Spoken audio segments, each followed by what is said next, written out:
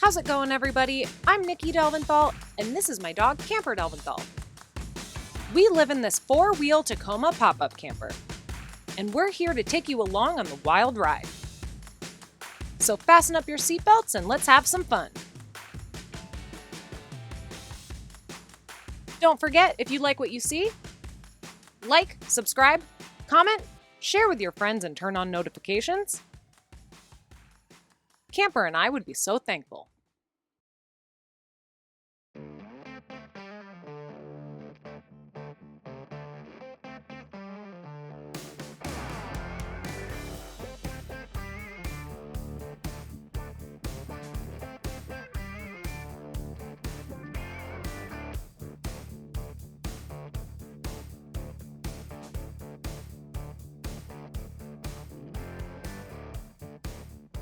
All right, guys, we have been living in this truck for the past 4 or 5 months full time, and today is our last day living in it. So with that being said, I was thinking we would do things a little bit differently than usual. Today, I'm gonna give you guys a full tour of this truck camper as a full-timer. I'm gonna tell you everything that works, everything that doesn't work, how to make those things that might not work for you, the pros, the cons. We are gonna get a deep dive into everything you need to know pop-up truck camper life. Let's start with the fact that it is a pop-up. I would say this is probably my favorite looking rig on the market. So cool factor, just having this rig, A+. Another thing I absolutely love about the flexibility of a pop-up is that when it is down and you're driving, you get a lot less wind resistance. There's less weight, so you're spending less on gas, you're getting better performance. All around, that is an amazing feature, especially for off-roading, which in this rig, you can get essentially anywhere. That also leaves for better clearance, so you don't have to worry about specific bridges or parking garages. But the downside, you have to pop this up and down and go through that process every time you want to go somewhere. That's a minimum of 2 times a day just to go to a grocery store. So that's kind of tedious, especially if you're doing it full time. Weekends, no sweat. And while we're on the topic of the actual pop-up, let's go ahead and show you the process of popping it up. And since we're inside, let's get all into the interior first.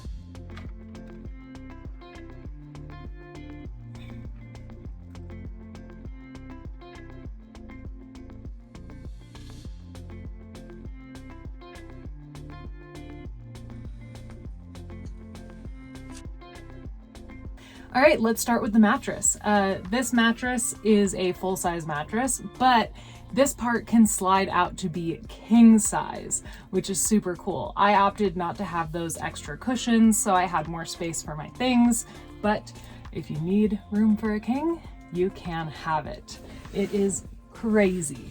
One thing I did with the mattress is at first I put a 1-inch topper on here to make it more comfortable. The stock wasn't really doing it for me, and then ended up getting a custom mattress from Roam Rest when I was in Oregon, and I am getting such a good night's sleep now. But you do have to be really mindful about how big the mattress is, because then the pop-up won't go all the way down. We already have to take all the bedding off and back on every time we pop it up and down anyways, so definitely want to be mindful of that. All right, moving on. Let's get to the dinette.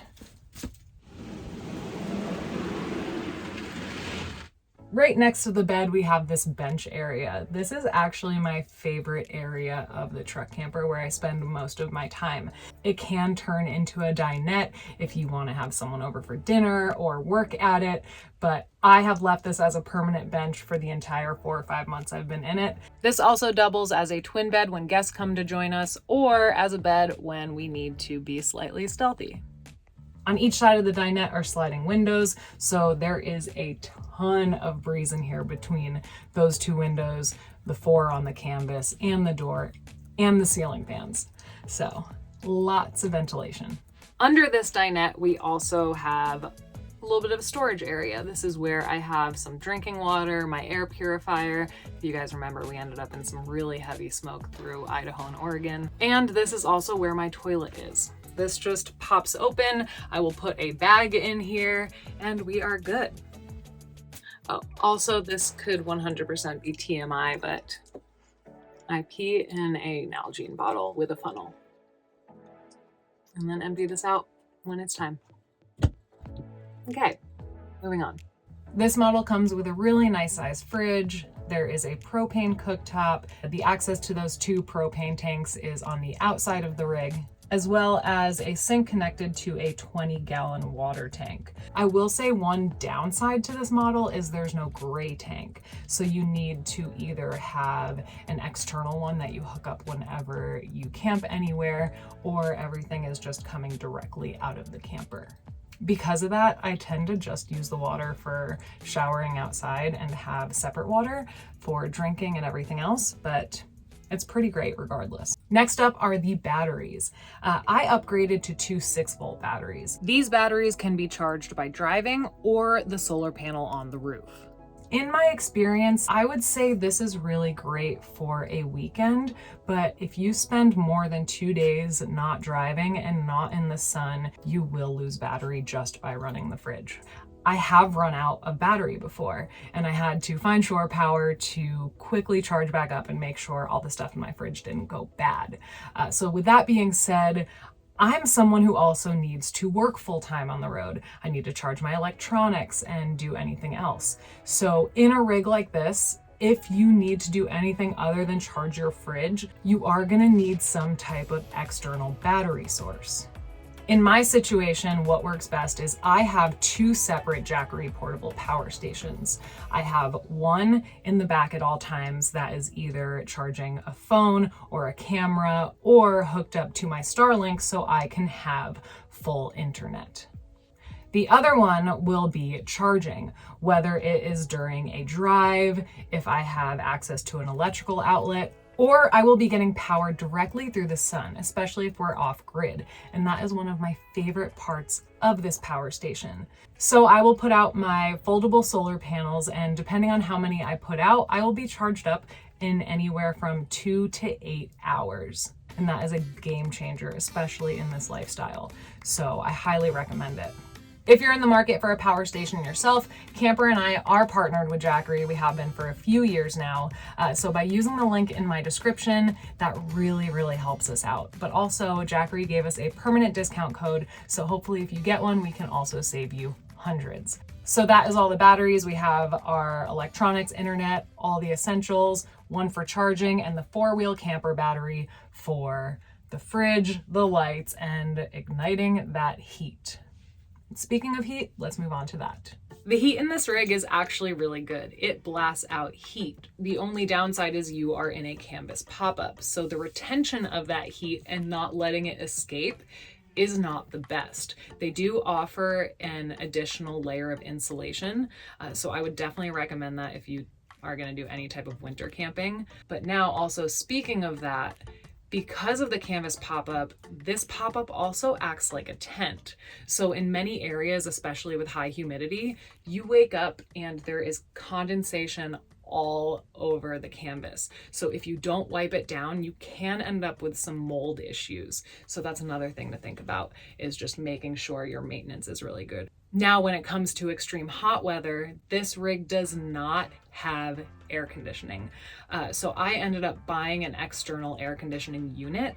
And again, it was really hard to keep the AC in on those 95-degree days. And I found myself just sitting in front of the unit, just trying to stay cool. One, because the cold air would escape so fast, it would just stay at 100 degrees in here if I was in the sun trying to charge my batteries. But in order to make it work for me and long term, during those days, I did have to buy a campsite at a campground with electricity. I think the heat is a really hard obstacle to get over. A lot of times you just gotta kind of sweat it out and suck it up and hope for the best. But when you have a dog, you also gotta keep them safe. So that was the best solution that we found. All right, moving on to storage. This rig has a few small storage options. You have the 2 areas underneath the dinette where you can put things, as well as these 4 compartments along the wall here. I use these for all of my food, cooking supplies, and odds and ends. But it doesn't leave a lot of storage for all the other things that I personally need. So I actually had to create a storage system in the back seat of the truck.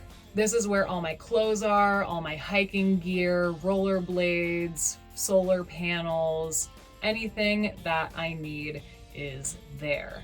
I don't think it is possible to full-time without this type of shelving or storage system, unless you are an extreme minimalist. I do think I'm a minimalist, but not that much. The only downside to that hasn't been that fun is that every time I need something, I will have to get out of the camper and get it out of the truck and come back in. Or I find myself making the back really messy, putting all the things that I think I might need for the day just on the bench, and it ends up all over the place. It's not the worst thing in the world, but it's really important to have storage, and I love this shelving system. And then we have the front area, which is Camper's Corner. This is where his second bed is. I like to make it really comfy for him for long drives. It also has these boxes that have more of his things in it, and in front of that is where I put all my workout gear. And since we're out here, let's keep going around the exterior. Out here we have access to our water tank where we can refill our 20-gallon supply. There's also the RV hookup for shore power and the outdoor shower. So I will go ahead and screw this in, turn on the water heater, and in about 5 to 10 minutes, the water will be super hot. I'll turn on the water pump and get to showering. I use this almost every single day. I take my showering very seriously. One thing to note is if I am near a city or a shower, I will opt to use that instead of the truck. I will go to a local national gym chain, a truck stop, or use a campground shower. This is really just to conserve water, so I'm not constantly searching out places to refill the water on this truck. Aside from the slide-in camper, they also really upgraded this truck. We have better suspension, better brakes, we have off-road tires, we have a winch, there's a snorkel. This thing is just badass. All right, final thoughts on this rig. I think this is the perfect rig for someone who is outdoorsy, someone who is constantly wild camping or getting off-road. It can truly go anywhere, and you also have the luxuries of a home where you can stand up on the inside. Love that. And I loved that when I was dipping across the country, I could still sleep in it with the pop-up down and still have a little ounce of stealth factor. Although I will say the fact that you have to get in and out of the rig to sleep in it no matter what was a little uncomfortable in some situations. I really liked that about my Prius, is you could just crawl into the front seat and nobody would know who was in there. It didn't end up being an issue and it was totally fine, but if you're spending a lot of time in cities, ooh, that might not be so fun. Someone is bound to come knocking with that canvas pop-up. Camper and I spend most of our time wild camping, so I absolutely love this rig. It has been such a pleasure and I highly recommend it. And with that being said, since it is our last day, we are gonna go have some fun and enjoy it while we can before we have to give it back. We'll see you next week with another surprise. Thanks for watching. Don't forget to like, comment, subscribe, share with your friends, and turn on notifications. And if you'd like all of our videos early access and during that time completely ad-free, join our Patreon for as low as $1 a month. Have a great day. We love you all. This might be one of the bigger spiders I've seen in my life. Nope, you're not going over there. Let's zoom in. Oh my gosh.